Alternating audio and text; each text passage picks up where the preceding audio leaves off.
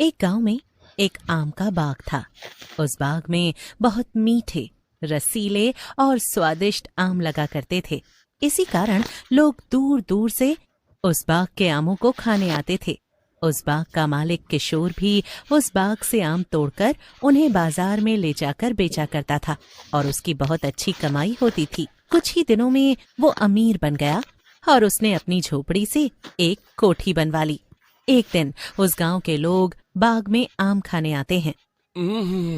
क्या मीठे और रसीले आम हैं। भैया, एक बात तो है, इस बाग के आम जैसे मैंने कहीं आम नहीं देखे, ना कभी खाए। इतने मीठे हैं जैसे कि समझो जलेबी खा रहा हूँ। वाह वाह वाह, मजा आ गया आम खाकर तो। तभी बोलता हूँ, तुम किसी अच्छी जगह ले जाने लायक ही नहीं हो। तुम तो बस पानी में चीनी घोल कर पियो। खाओ खाओ खाओ, क्या याद करोगे, इस बाग के चर्चे दूर दूर तक फैल जाते हैं।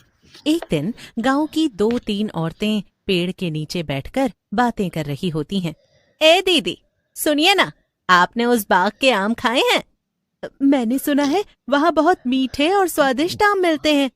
हाँ बहन, मैंने भी सुना है, लेकिन कभी खाए नहीं। मैंने तो रात में काजल के पापा को बोला था कि जरा लेकर तो आओ उस बाग के आम, हम भी तो देखें कैसे आम है जिनकी चर्चा दूर दूर तक फैली हुई है। उसी पेड़ के ऊपर चुड़ैल की बेटी बैठी होती है, जो ये सारी बातें सुन रही थी। वो आम की दीवानी होती है। मीठे और रसीले आमों की बातें कर रही है। मजा आ गया। आज तो मीठे और स्वाद भरे आम लेकर जाऊंगी और मम्मी को दूंगी। वो आम देखकर बहुत खुश होंगी। फिर उसी रात चुड़ैल की बेटी लालच में उस बाग में चली जाती है आम तोड़ने। लेकिन जैसे ही वो दरवाजे के अंदर जाती है, 4-5 कुत्ते उस पर जोर जोर से भौंकने लगते हैं। चुड़ैल की बेटी जादू से कुत्तों को भगा देती है और वहीं बैठकर तोड़कर आम खाने लगती है। मजा आ गया। क्या आम है, ये तो सच में मीठे और स्वादिष्ट हैं। इससे पहले मैंने कभी इतने अच्छे आम नहीं खाए। जब मैं जिंदा थी तब भी नहीं। वो थोड़े आम तोड़कर अपनी माँ के लिए ले जाती है। अरे बेटा, ये आम कहाँ से लेकर आई? माँ, ये गांव में एक बाग है, मैं उसी से तोड़कर लाई हूँ। दोनों माँ और बेटी आम खाकर सो जाती हैं। अगले दिन चुड़ैल की बेटी फिर से उसी बाग से आम तोड़कर ले आई। वो कुछ दिनों तक ऐसे ही करती रही, आम तोड़ती और गायब हो जाती। एक दिन बाग का मालिक किशोर वहां आता है और पेड़ों को दूर से देखकर दुखी होता है और बोलता है, हे भगवान, ये किसने मेरे आम के बाग को खराब कर दिया। ऐसे तो मेरा बहुत नुकसान होगा। मैं काम करता हूँ, एक माली रख लेता हूँ जो बाग की देखरेख करेगा। फिर किशोर एक माली को ले आता है जिसका नाम लाला था। लाला 1 नंबर का कामचोर होता है। जैसे ही रात होती वो सो जाता था और सुबह जाकर उठता।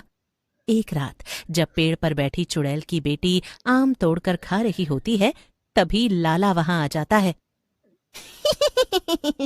ए बूढ़े, दिमाग खराब मत कर, जा यहाँ से और मुझे आम तोड़कर खाने दे।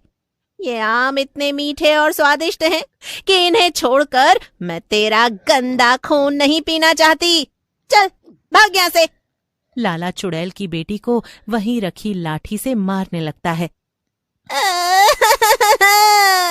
रुक जा कामचोर, मुझे मारता है तू। लेकिन लाला नहीं रुकता। ये सब देखकर चुड़ैल की बेटी को गुस्सा आ जाता है और वो पेड़ से उतरकर, मुझे मारेगा तू? अब तू देख तेरे साथ क्या क्या करती हूँ मैं। मुझे आम तोड़कर खाने से मना कर रहा था, अब मैं तेरा क्या हाल करूंगी तू जानता भी नहीं। इतना बोलकर चुड़ैल की बेटी लाला को जमीन पर पटक देती है। लाला बेहोश हो जाता है और चुड़ैल की बेटी आम तोड़कर अपने घर ले जाती है। अगली सुबह उसे होश आता है तो किशोर और गांव के लोग उसे घेर कर खड़े हुए होते हैं। लाला, ये तुम्हारा हाल किसने किया? ऐसा लग रहा है किसी ने तुम्हें कुत्ते की तरह पीटा है। हाँ, बिल्कुल फटे हुए जूते आए हाय राम, मर गया। देखो देखो किशोर भैया, मजाक ना करो, मेरी कमर टूट गई। जोर से पटका है उस बदमाश लड़की ने। अरे बहुत ताकतवर थी वो लड़की, हमका लगत है चुड़ैल रही है वो। आए मेरी कमर, आई ओ। क्या लाला, रात में दारू पी ली थी क्या, जो अभी तक नशा नहीं उतरा? तभी तुम ऐसी बातें कर रहे हो कि चुड़ैल लड़की ने तुम्हें पटक दिया। क्या लाला भाई, चलो उठो और घर जाकर आराम करो।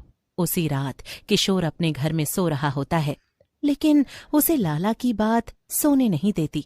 वो रात में ही अपने बाग में चला जाता है। जब वो बाग के अंदर पहुंचता है तो उसे बाग में किसी के आम खाने की आवाज आती है।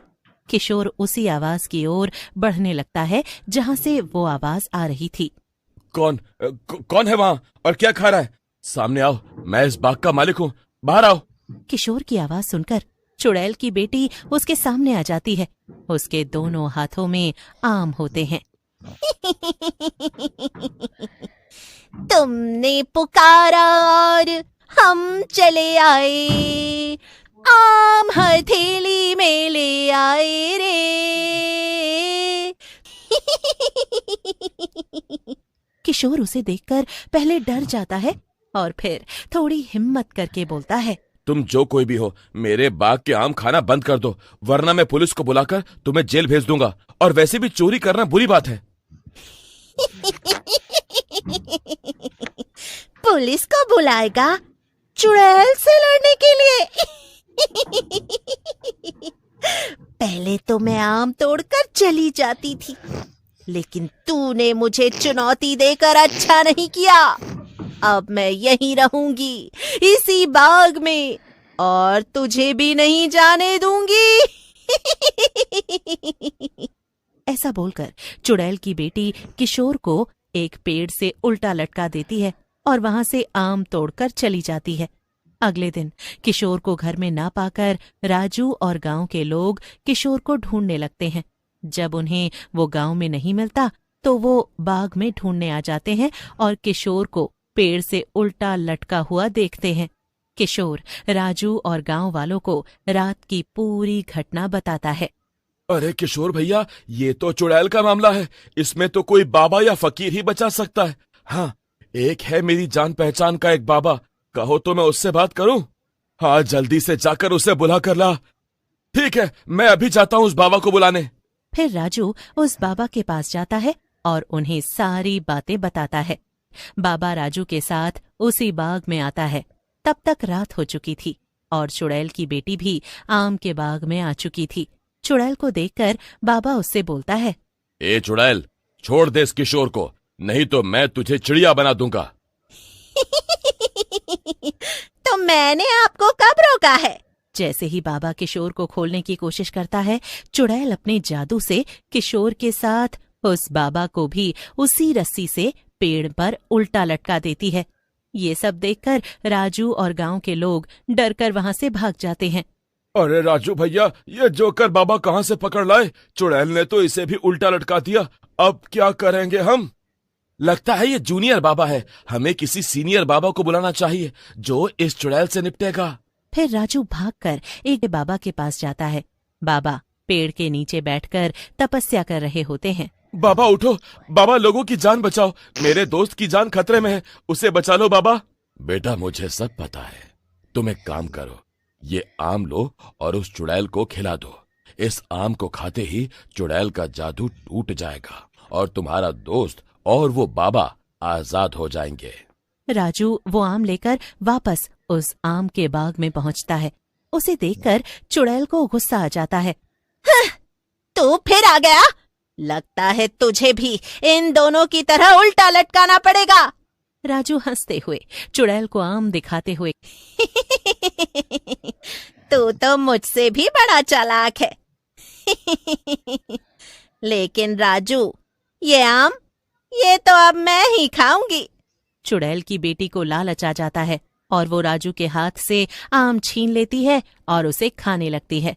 लेकिन तभी चुड़ैल की बेटी के पेट में दर्द शुरू हो जाता है और वो धीरे धीरे गायब होने लगती है। थोड़ी ही देर में चुड़ैल की बेटी पूरी तरह गायब हो जाती है। राजू किशोर और बाबा को वहां से आजाद कर लेता है। फिर वो लोग अपने अपने घर चले जाते हैं।